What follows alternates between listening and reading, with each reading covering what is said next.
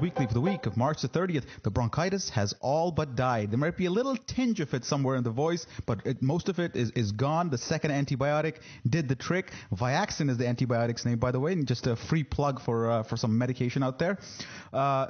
Two guys joining me today to talk about bronchitis and other things.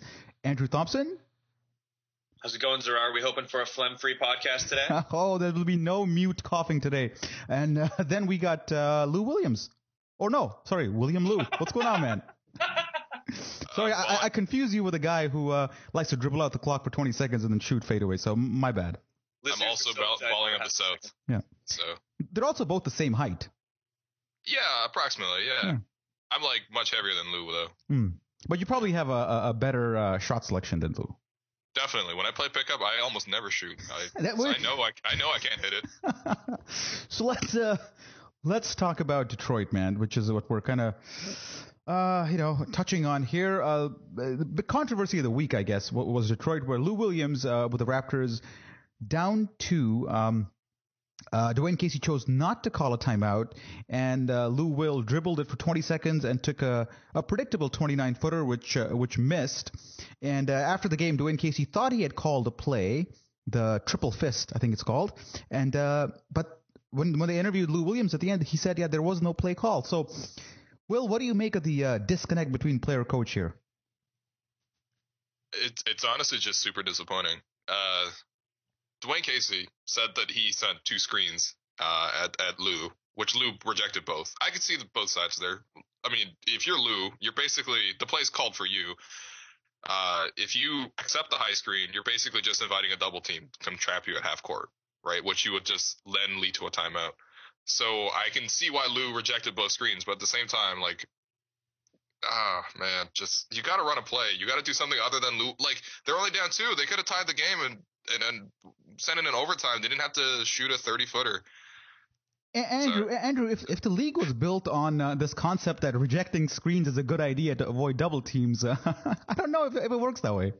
Well, yeah, look, when Dwane Casey says he called a play, he's not being accurate. When he says that he called for an action, like, that's accurate. Like, they said, here's one thing we'll do to see if we can get Lou Williams open. It wasn't like a design play to get a specific shot or get to the rim, and it wasn't a really well thought out plan in that sense. He called for something to happen to see if it happened, and then he talked about how after nothing came from it, he's like, well, I decided not to call a timeout because I wanted to see what Lou would do. It's like, sure, thank you for not coaching, but I mean, guys call off screens all the time, and just because someone sets a screen doesn't mean that there's a play that's resulting from it. The Raptors don't use screens that are good screens or rollers that are there all the time, and nothing was developing from that play. Yeah, it's just that you fought so hard to get back into the game. I think they were down like 19 in that game. They fought back. The momentum's on their side, and the building was packed with Raptor fans who were part of that tour company's efforts of getting like 4 or 5 buses there. So it's a great atmosphere. You're in there. Momentum's entirely on your side. I just don't see why you would not call a timeout to set up a play. And this idea that if you don't call a timeout, you allow the defense to set. Like, I get that too. But if you're just dribbling for 20 seconds, well, guess what? That allows the defense to set just as well, Will. Yeah. Okay, 2 things. One, after the Raptors got the rebound off the Reggie Jackson miss, Lou pushed it in transition, but at the same time, the Pistons were pretty diligent in getting back on defense. There were actually no mismatches throughout, so like there's no advantage necessarily to just attack the defense while they're not set. They were already set. Plus, like you said, they just held the ball. But the second part of that, like calling the timeout, like I understand not calling a timeout because, strategically you might want to save that timeout, drop another play. If it doesn't work out, then you can advance the ball and stuff like that. I can understand not calling the timeout, but like not actually running a play, I think, is the biggest issue. And I guess both Lou and Casey gets some blame there because obviously there was some miscommunication. Like you said earlier, Lou and Amir after the game said there was no play called. Casey said there was a play called. Casey said something like, you just got to trust it, the screens. And Lou said, we didn't call a play. Once I crossed half court and realized we weren't going to call a timeout, it became a routine play for me, which is hilarious because that is actually a routine play for Lou. Hold it forever and shoot. But yeah, it's not necessarily about the timeout, I think. I think it's more about the fact that there was no play called. Yeah. should at least have one in your back pocket, basically, for this scenario. That you don't necessarily need to talk it over to. Andrew, you wanna round this one off? Lou Williams is now, I think he's second in the league to James Harden, or he's near the top in shots attempted with 10 seconds or less in a quarter of the game.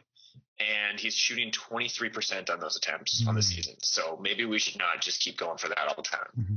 You ever ran a triple fist play yourself, Andrew, ever in pickup or anything?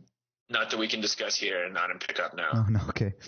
All right, so so that was disappointing. I think that was a win that we all called on the last pod that Detroit should be a win. But what was funny in that game, man, I was just observing Stan Van Gundy on the sideline. And, like, when his team's on offense, he's, like, yelling at them to do stuff. And he's always, throwing his arms in the air and just, like, being very animated. And when his team actually score, he just looks disappointed that it took them that long to score, or he had to, like, yell that hard, or all these things that went wrong. He just, like, he's never happy. Nothing makes the guy happy during a basketball game. No, there are very few ways in which Stan Van Gundy is not always fun to watch or listen to. Did we talk about the Atlantic Division yet or no? No, that's later. We got to talk about the Bulls game. Well, yeah. Well, before we get to the Bulls game, I guess we'll talk about the Atlantic a little bit, listener. So don't worry. The celebrations are coming just shortly after we discuss the Bulls. And I went to the Bulls game. I thought this might be a chance to get some revenge on what happened the week before. But, man, the Raptors played well. The Bulls were kind of always down like 7 or 8. But I just felt that there was never a sense of panic on the part of the Bulls, and the game saw the return of Jimmy Butler. They just eased Jimmy Butler into the game slowly. Even when they were down 9 or 10, they kept running their offense. The Raptors got to the free throw line a lot, but there was never a sense that the Bulls were out of it. And when the fourth quarter came, Will, what happened? The Raptors gave up 39 points to the Bulls on 75% shooting. And I think Ben Golliver tweeted it out. The Raptors didn't get a single stop for an 8-minute stretch in the fourth quarter. Like, not a single possession went by without the Bulls scoring in some way. Now, credit to the Bulls offense, Andrew, is that they're a machine. Like, in person, they look even better. Like, all the screens are planned, the action is, everything is just pitch perfect. The spacing is never poor. There's always action on the weak side, even when there's things happening on the strong side. Everything's great.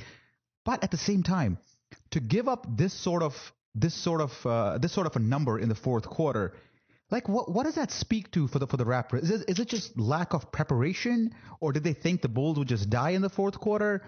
Is it just tired legs? Like, what explains such a huge downturn in the fourth quarter? I mean, like, it's not surprising to say that the defense isn't very good, but I think that what happens, the Raptors have started to give up a lot of points in bunches like this, and it seems to me that it looks like when it starts happening, the players in the Raptors aren't thinking, like, okay, we got to put a stop to this. It's like, okay, here we go. Like, I think they almost expect that to continue carrying on defense. I don't think they believe in what they're playing at all, and I think that they have an attitude where it's like, yep, this is going to happen. It's like a sense of resignation. Like, as soon as the run starts, I think early in the season there was this resilience that it doesn't matter, we're going to come back. But now it's just, you kind of resign yourself. This is going to happen, and it's going to be a close game, and we're probably going to lose. Yeah, I think when they start getting scored on, they think this is who we are. Yeah. And DeMar DeRozan in that game, let me just pull up his numbers here. 7 for 19, 6 for 6 from free throw line. I thought he had overall a decent offensive game, but I just felt the Bulls were very comfortable with DeMar doing what he was doing, because they knew that he was really the only source of good offense that the Raptors had. And when it came down to it, they would shut him down. And when it came down to it, they actually didn't negate him. He drove 2 or 3 times in the fourth quarter, like with under 3 left. Didn't get the foul call that he was hoping that he was getting earlier in the game, and that really killed it for us. Just a quick note in this game, Will, your boy Terrence Ross, 16 points, 7 for 11. Are we seeing a bit of a resurgence from Ross heading into the playoffs? Do we make something of it? I mean, Terrence Ross has been so bad for so long that I don't know if we should embrace him as back so quickly, but I mean, at the same time, he's had an impressive week. He had that sort of, I guess we'll talk about this in the Lakers game, but he had that really impressive third quarter in the Lakers game. He had like 2 threes. He drove for a layup, and then he found Greivis Vasquez spotting up in transition. It was key in that game.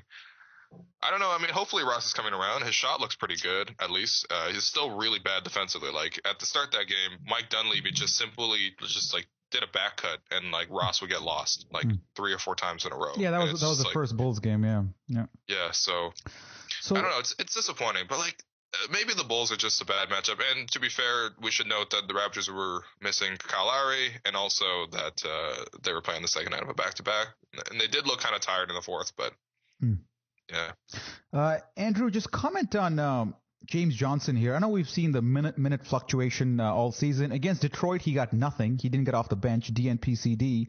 And then against Chicago, he played 13 minutes. And then finally against the Lakers, he was, he played like 26. And he had like a great game against the Lakers. And we can talk about the Lakers game now. Any sense of what Dwane Casey is thinking ahead of the playoffs with James Johnson? Absolutely not. I mean, it's kind of been the broken record all year in Raptorland is why isn't James Johnson a bigger part of this team? And there are some periphery answers to that question, but I don't know why. It seems like when he does play, good things happen, and when he doesn't play, it seems to coincide with the Raptors not playing all that well. That's some pretty basic analysis, but do either of you guys have an answer to this? Or has anyone really gotten an answer from Casey on why he's not playing? Well, I mean, there's some small indication. I think Josh Lewenberg tweeted out after the Lakers game that apparently James Johnson and Casey had some deep heart-to-heart talk prior to the Lakers game, and then he played a lot of minutes. So I think it was something that was personal. It was a personal issue. Obviously, we don't know, and really, the Raptors shouldn't be telling us. They should keep this shit in-house. But it looks like it was a personal issue, and it looks to be resolved. And to be honest, if it were a personal issue, that would probably explain it the best because, like you said, James Johnson is one of the most productive players on this team in a position on the wing that they really lack production from. It doesn't make sense otherwise for Casey not to play him. And I don't think Casey is just like an insane man or that stubborn. He's a little bit stubborn, but not that stubborn. So, All right. I mean, like this. There's been no attempt to pair Johnson. We talk about how James Johnson not spacing the floor well, but there's been very, very limited minutes of James Johnson playing with Terrence Ross this year and sort of seeing if there's anything there, actually playing a small forward and allowing T. Ross to play the 2 spot. I think 3-man combinations, the first one that has James Johnson with Terrence Ross is like the 14th most played combination. So yeah, but I mean, like, unless you're going to play James Johnson at the 4, like, you basically need to always find a spot for DeRozan with the way the team is constructed. All right, let's move on to some Laker talk. This was the game that clinched the Atlantic Division. And where's my sound effect for that? Oh, there we go. Good stuff. So, who's excited about the Atlantic Division? Second year in a row. Andrew, what do you feel? I have a bunch of participant ribbons from when I was a kid. You know, like participated, you were there. And when I go home to my mom's house, she doesn't have them out on display. And I don't have a problem with that because they're bullshit. So not that the Atlantic Division is nothing at all, but it's the smartest dumb kid in class is basically what we're looking at. It is really nothing at all. The next closest team to the Raptors is the Celtics, and they're 8 games below 500. Yeah, the second team in the Atlantic probably won't make the playoffs. See, we always get accused at Raptors Republic of being a very negative site. And your comments regarding the Atlantic Division, your comments regarding the Atlantic Division, just we just won the division title of something. Like, give me at least like one reason to be excited about it. There's got to be something, right? Or no? We got a minimum the 4 seed. Is that really true? Because people keep correcting me on this one. No, we do get the 4 seed, but if the 5th seed finishes with a better record than the 4th seed, they get home court. So that's really the 5th seed then. It is, but basically they can't slide to like 6th or 7th. All right, yes. All right. Yeah. Which, there was never really a risk of doing, but it's still kind of reassuring. Want to talk about the Lakers? Yeah, they suck. Ed Davis came to town, went 3 for 6, 8 points, looked decent. And other than that, James Johnson had a strong game, 7 for 10, 17 points. This is after the heart-to-heart.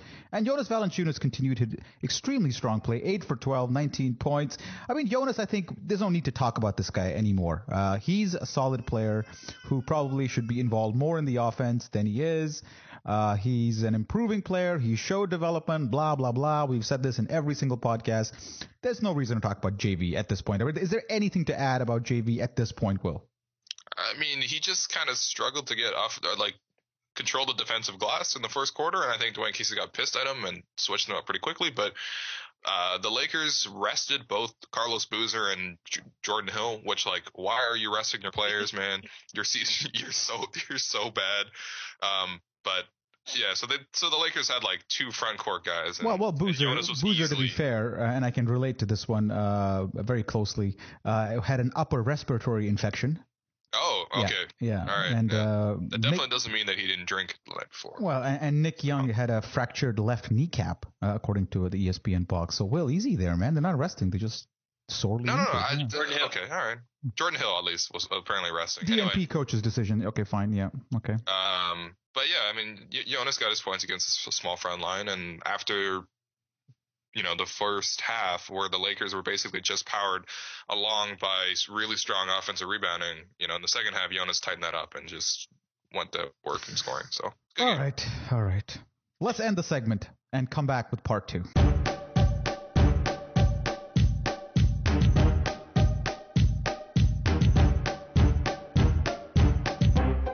Welcome to part 2 of the podcast, and we just realized during the break that we didn't talk about Bruno Caboclo and his cameo with the Lakers. But Will, I know that you noticed something. Yes, I did. Well, they keep running isolation plays for Bruno whenever he comes in, and I get it. You want to get the kid some points and whatever, but it's pretty clear that right now that he can't play basketball at any appreciable level, and it might just be more prudent to leave him in the corner, run a pick and roll, see the defense help off him, and then just swing it to him, and hopefully he can hit, an open corner tray, because, yeah, he just had 2 isolation plays, and I think one he dribbled off himself, and the other one he just got it so easily stolen because he's super gangly and really weak and really bad at basketball right now. So yeah, played 1 minute, had 2 turnovers, and 1 personal foul, and went -4. It was and not that all that matters, but it just shows that throughout the season, whatever playing time, whatever 20 minutes he's gotten with the Raptors, whatever D-League stints he's had, there hasn't been apparently much of an improvement here at all. And maybe we're expecting too much. I don't know what to expect from this guy. He's so young, so raw, that I don't know if I should be disappointed that he's still unable to, do anything on the court. Yeah, I mean, but then again, we only saw him for a minute, and basically they kept isolating him. So, I'm pretty sure, if you just tried to isolate Greg Steensman, he'd look just as bad. So. By the way, did you guys notice? I'll let you have your say on Bruno, Andrew. But did you guys notice Hassan Whiteside talk to the media for the Raptors game against Miami? And he goes, "Yeah, I was in the summer league camp, but they chose Greg Smith over me." Oh, sorry, not Greg Smith, Greg Steams, whatever. That was his interview before the game. So Greg Steensman getting shit on by Hassan Whiteside. So yeah, go ahead, Andrew. Give your take on Bruno. It's just evidence that he's a complete afterthought. I don't think he exists in the coach's approach to any of the games, even when he's on the bench. He's a project. They're not putting any thought into how to use him, and ultimately that's fine. I mean, he played 1 minute or a couple minutes in a blowout game against one of the worst teams in the league, and that's the only time you're going to see him. So I think everyone in the court is like, hey, let's have Bruno be a part of this, and they give him isolation so he can do something. And it's really just sort of I think it's as much for the fans because they hear the players have talked about how, there's a chance for Bruno. And so they're trying to give him the ball and let him do something because it doesn't really matter on the court. And they're not thinking about him as a part of the team in anything other than a social sense. So yeah, it also gives Bruno practice on what the Raptors' favorite play is. So. Exactly. Get him attuned with the system. Right. Yeah. You can only turn it over 1 out of 3 times, Bruno.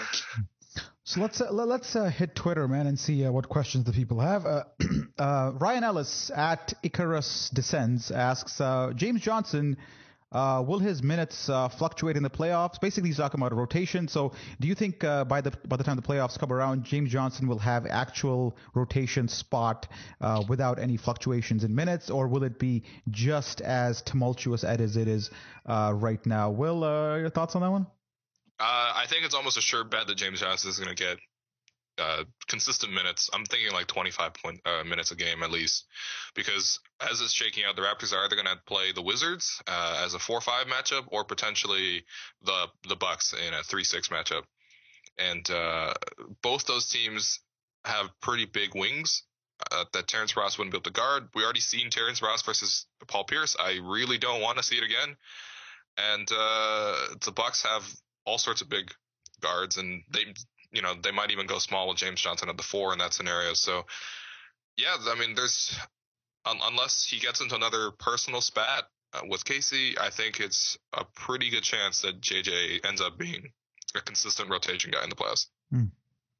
Yeah, I don't think that there's any way he cannot be a part of the rotation in the playoffs. I think that as far as minutes go for anyone not named Amir Johnson, Kyle Lowry, DeMar DeRozan, though, it's hard to look at consistency from Dwane Casey from a coach perspective at any point in the last 2 years. So I don't know whether we'll see him playing the same minutes all the time, but he will certainly be a part.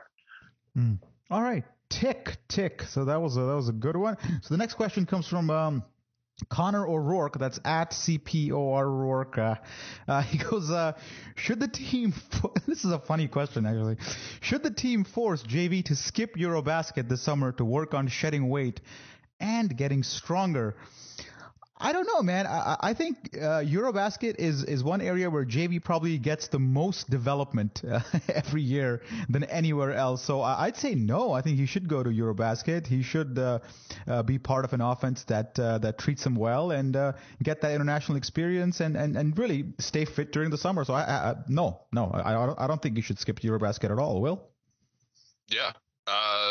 Plus, like, if JV really wants to do EuroBasket and you're forcing him not to, he's pretty young right now. There's no injury concerns. Like, that could cause some friction between the organization and JV. So it's probably best to just let him play.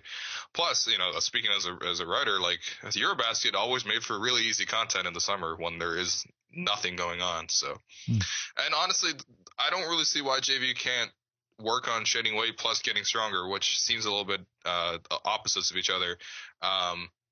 Why he can't do that with the why rest does he of the need time. to shed weight? I don't understand why that's an issue. He's slow. I don't think shedding weight will make him any faster. It's not like he's overweight to the point where it's affecting his mobility. He's just a big boned guy, and that's the weight he requires to be effective. I don't think there's a proportional relationship between weight and speed, Andrew. Yeah, I don't think Valanciunas is going to go paleo for 3 weeks and suddenly be burning it up and down the court. Like, that's not what we're looking at here. And shedding weight and putting on muscle are very near to impossible to do at the same time at that size. But I don't think he's super weak. I don't think that's a problem, though. I think it's always in an athlete's interest to get stronger, especially when you're playing in the post. I don't think he's too heavy. I don't think that's an issue. I think he just needs to continue developing and learning how to see the game from a defensive position, because he's still really learning how to actually see what the next movement's going to be from a defensive perspective. Why not play EuroBasket? Why not get more in-game experience? Why not continue developing your game? And I think the biggest thing that comes from that is that he actually gets used to a great degree while playing for Lithuania over there. So that's great for his confidence. That's great for him feeling comfortable in game. And that's really what we need to see from him. Yeah, and it's also the variety of usage, right? In Toronto, he gets, he's involved in maybe 3 types of plays in total. But in EuroBasket, you see him involved in 10 types of plays over the course of the game. So that experience of playing pick and roll, having screens set for you, or running, side screens, all that is useful experience. So I would encourage him to go to EuroBasket, if anything. I think it's more valuable for the team to watch what he does at EuroBasket and see maybe is there something any aspects of this that we can utilize in our offense back here. Yeah, and defensively too. Like, Jonas plays like a Roy Hibbert role when he plays with Lithuania, and he's not going to play it as well as Roy Hibbert does, but that's probably where he's best used right now in the NBA as well. All right, let's move on. That's done.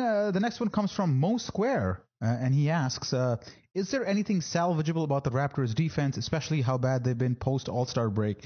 Salvageable, I think we've talked about this many times in the podcast, and you are what you are at this point in the season. There are no miracles happening from here till when the playoffs start. So I don't think there's much improvement to be made. The only thing that we can kind of do is, as Will pointed, maybe rest Amir Johnson and hope that he's better. Kind of what we're kind of doing with Kyle Lowry right now. Those are the kind of things those are the levers you can pull at this point to hope that the defense improves. Yeah, and I think resting Amir Johnson is something that will just benefit the team overall. I mean, like, you look at the rest of the schedule, like, there's one above 500 team in the Rockets that they're playing on Monday, and then the rest of them are all just like Eastern bottom feeders. So with the Raptors already having clinched the Atlantic, there's almost no downside to just resting Amir Johnson, because a healthy Amir Johnson makes such a big difference. And it's not just about Amir, it's also about the players that this team doesn't have, and that Amir is the only player in this team that can affect the team defensively. But in terms of in terms of salvaging the defense, I mean, unless you just give more minutes to James Johnson and hope Amir is healthy, I really don't see the defense changing anytime soon. Hopefully Lowry taking this time off to rest his back, he can come back a little bit stronger defensively, because right now it's just Greivis, Vasquez letting everybody blow by him. So, I mean, there might be something salvageable with a return of health, hopefully. But system-wise, no way. Yeah, I mean, I think Will's right. I think Amir being healthy is really the only thing that can possibly help this defense. It's really a lost cause, I think. One thing about the first-round matchup that they're going to play is against either Washington or Milwaukee. Those teams both turn the ball over a lot, especially Milwaukee, although I think we're more likely to play Washington. But you could see if they're able to play aggressive and really, I mean, I don't think the trapping has worked, especially on the sides, but those are two teams that you can get turnovers out of that from, so there might be something from that. And moving towards it, if they could get to the second round, though, they would need to go the opposite way. And if you want to salvage something from this defense, you really need to make it much, much more conservative against a good team, because that's what's killing you. Will brought up Vasquez there for a bit, and I posted this tweet with some stats comparison between Jose Calderon this year and Vasquez this year. And Calderon has him beat. These are per 36 numbers. He has Vasquez beat in field goal percentage, 3-point percentage, free throw percentage, assist, steals, and turnovers. The only advantage that Vasquez has is in points and rebounds, where he edges him by 0.4 rebounds per 36 minutes. If you're of the belief that they're equally poor on defense, and I don't think so. I think Calderon actually is worse than Vasquez. Who would you rather have on the Raptors at this point, Will? I'd rather have Vasquez, just because he's got more size and he's been healthy. I mean, Calderon's missed like more than half the season, and he's basically out for the season now with an Achilles injury. So, regrettably, I'd rather have Vasquez. Yeah, it's a tough one, isn't it, Andrew? Yeah, I mean, it's not a surprise that Calderon is a better offensive player, because he's a much, much better shooter, and he's always been great at keeping the ball secure. But defensively, I mean, at least being able to move reasonably well and having height makes up for a little bit. But I mean, yeah. Yeah, I think Vasquez can be hid more easily on defense than Calderon at the end of the day. Well, no, I mean, he's not going to be hidden on defense if you're going to put him on Tyreek Evans to end the game. Well, I mean, that's just making no effort to hide him at all. That's just setting it up for that's like disaster. Yeah. That's basically putting a flag on his head. Hey, here's our worst defender guarding your best player. Come do what you want. Yep. Yeah, it happened again in the Detroit game this week, by the way. Lessons are not being learned, are they, Andrew? No, they're not. They're not. By the way, Reggie Jackson's like the third Detroit point guard that has burned the Raptors this year. We're talking Brandon Jennings dropped 35. DJ Augustine had 34, and I think Jackson finished with 29, 9, and 8 or something like that. So great job, Vasquez. Really way to and I think this was like Reggie Jackson's coming out party since he was traded to Detroit. I don't think he's had a better game. No, he had a 2020 game and 2 triple doubles. He's been consistent for a few weeks now after struggling when he got there. Yeah. Okay. The last question comes from Mike Roger at MC Roger. That's a D and a G there. He goes, anything on Lucas Nogueira? Bebe 90. What's his name? Bebe 92 is his Twitter handle, I guess. He's born in 92, eh? Damn. Does that make him younger or older than you, Will? I'd have to check his birthday, but most likely older, because I got a really late birthday. Yeah. So let's pull up his numbers in the D League. He averaged in 4 games 8.25 points and 10 rebounds and a couple of blocks in 4 games played while playing only 20 minutes.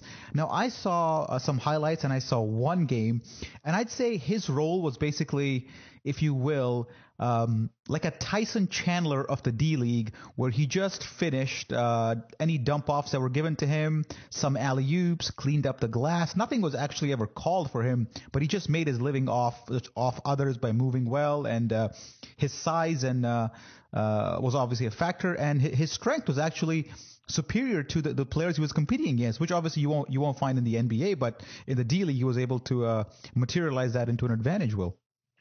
It's hard. Yeah, it's hard to imagine Lucas Nogueira ever being considered a strong NBA big, considering he's so slender. But I mean, that's ideally the role you want him to. That's ideally the type of player you want him to develop into, that Tyson Chandler mold. And I think that's. I mean, I remember writing a scouting profile on him last summer and looking at his highlights from the Spanish league and summer league, and yeah, that basically seemed like what he was going to do, because he doesn't really have much of an offensive game otherwise, and you just hopefully want him to become some sort of athletic shot blocker at the rim.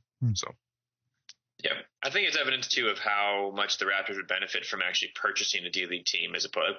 I don't know if everyone understands right now, but when we send a guy down to the D-League, a lot of the reasons why he'll only get something like 20 minutes or why Bruno couldn't even really get on the floor half the time is because we don't own the Mad Ants. We're sending the player down there to play for them, but it's their call what they do with the team. So if the Raptors had a D-League affiliate, then you could see someone like Bebe getting 25, 35 minutes a game all season long developing his game instead of just a couple little hints. Yeah, and the Mad Ants are affiliates to about 15 other NBA teams. Exactly. So, and there was a report I posted on the site today that the Rochester Razor Sharks of the Premier Basketball League, apparently the Raptors want to make them a D-League affiliate, but the owner is kind of resisting right now. Apparently, they're like the best team in the PBL, and like they haven't lost a game. They're like the Kentucky of the PBL, basically. Could they win the Atlantic Division?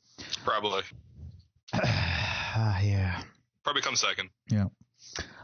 So that's that. I think that's it for Twitter questions. We'll take a quick break and come back and do a quick look ahead and some other stuff.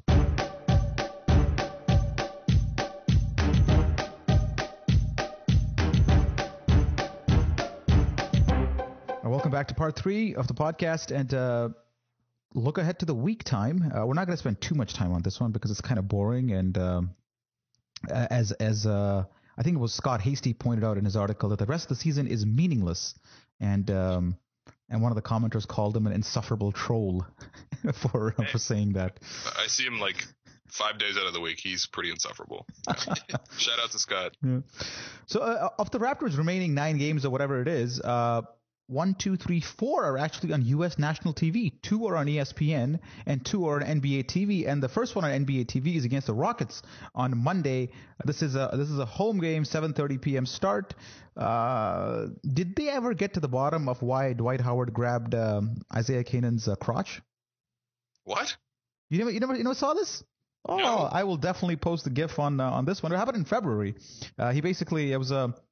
It wasn't even like during the game. It was just Canaan was sitting on the bench, and Howard was like he was injured, so he was like wearing civvies, and he came and sat next to Canaan, and as he did, he went directly for his crotch and grabbed it, and then sat down next to him. You can probably GIF it up as we're talking about this. Well, Canaan's pretty short, and we know how much Dwight Howard likes younger people, so. Jeez. Andrew, save us. I was going to go that. We all know how much Dwight Howard loves candy, and I'm assuming maybe there was candy in Isaiah Canaan's lap, and that just did not deter Dwight from jumping on it. Fair enough. Okay. Will, give me the Houston analysis here. Well, your boy Dwight Candy Grabber Howard is going to be rested because the Rockets are right now playing on Sunday. So there's that. But, however, if you recall, the last time the Raptors played the Rockets, they got like absolutely demolished. And we're talking about playing this game without Kyle Lowry.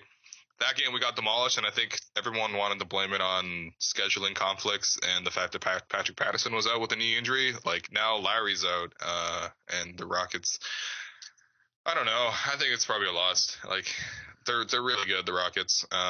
Corey Brewer just absolutely dominates weaker wings like Terrence Ross. He kind of like bullies them around and, jumps the lanes or steals. And yeah, I'm not, as you can see, I'm not very confident about this game.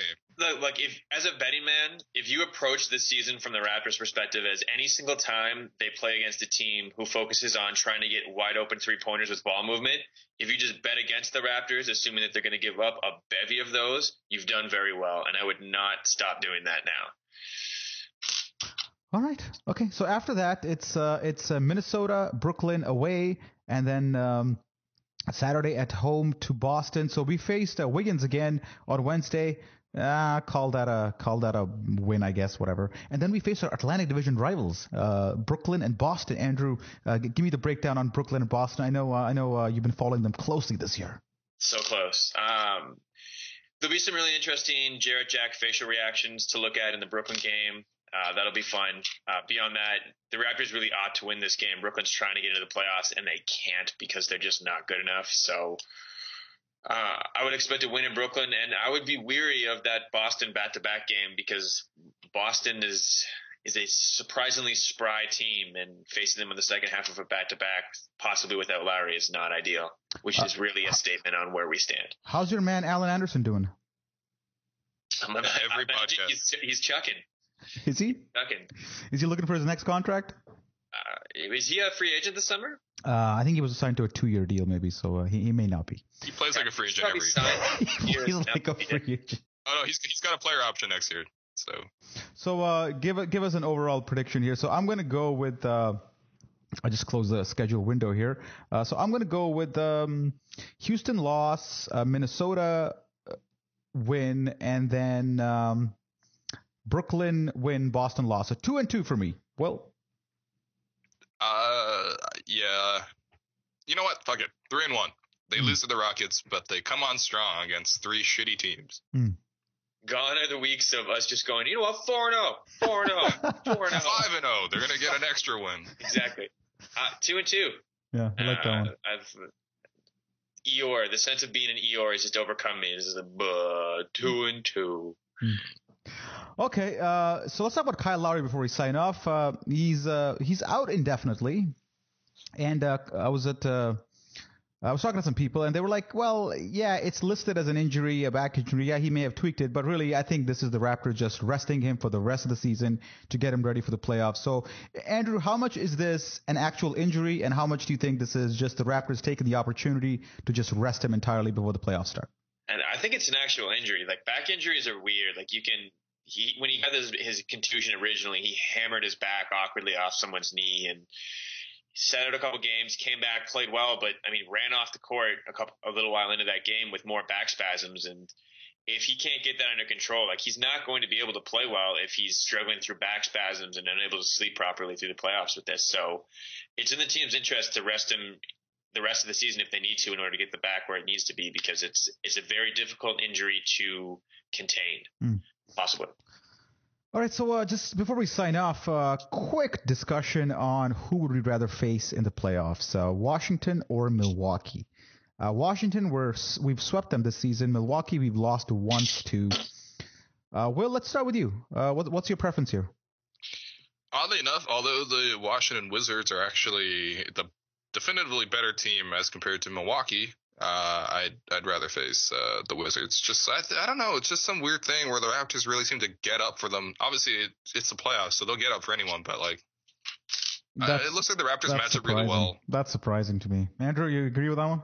No, not at all. Not at all. I would much rather face Michael Carter-Williams in the playoffs than I would face Nene and John Wall. Yeah, but halfway through that series, Jason Kidd's just going to switch to Jared Bayless as his lead point guard, and he's going to average 25 points a game. I would much rather face Jared Bayless in the playoffs than Nene and John Wall. I just think even when the Raptors are playing their shittier brand of basketball, basically all of 2015, they still have a chance of beating Milwaukee, I think, comfortably. But against Washington, playoff constructed team, as Jalen Rose always says, they might dominate us on the glass. John Wall could go off. There's so many risks in that, and Paul Pierce is on there too, so he's historically a Raptor killer. So there's all these variables there, which I'm kind of scared of. With Milwaukee, you're dealing with a very inexperienced team, and those kind of teams, those inexperienced teams, they never win their first playoff appearance. It just historically has never. It's rare for that to happen. So I'd go with Milwaukee 10 times out of 10.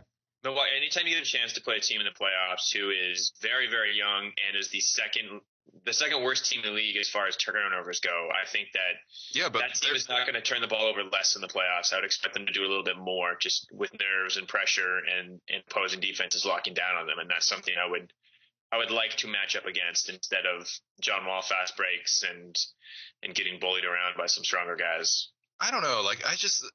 First of all, the Bucks are number one in the league in forcing turnovers too, right? So they're great at that. And if you look at how they play and the way that they swarm players with all sorts of long wings, that's a really hard thing for the Raptors to beat. Think about it. Okay, so you want to throw the Jonas in the post, fine. They'll send a double team at him. Jonas is not a good passer out of the post, and he can't score against double teams. So that's one option that's just neutralized. And Dwane Casey is going to scrap that plan as quickly as he can. And then you got Kyle Lowry going up against two bigger point guards in Bayless and Mike Carter-Williams. Obviously, Lowry's much better than both of them, but at the same time, they're big guards that they can sort of, especially if Lowry's shot isn't there, they can sag off and play the drive. And they have a couple of rim protectors and a lot of wings that can really protect the rim too. Then you got endless numbers of wings. We're talking Chris Middleton, Giannis, Jared Dudley. They're all solid defenders, really solid bigger defenders than DeRozan. They can shut him down there. And then you got what do you really have with in terms of Raptors trying to get offense going? I mean, I don't know. It's just something about the Bucks scares me oddly enough because of the way they stylistically play. Whereas the Wizards are much more conservative. They'll play 1-on-1. They have I think they're actually ranks in terms of defensive efficiency equal the Bucks and the Wizards. But at the same time, the Bucks and Wizards play an extremely different style. The Wizards are more 1-on-1, sort of conservative, and I think the Raptors have kind of proven over the last two seasons that they just kind of dominate the Wizards. The only last time the Wizards beat the Raptors. I don't know if that'll hold at the playoffs though. I just think it's kind of like the Raptors dominating Brooklyn all these twice and losing the playoff series to them. Exact same thing. We won the series against Brooklyn. We wanted them in the playoffs and then we got killed. And that happened twice already.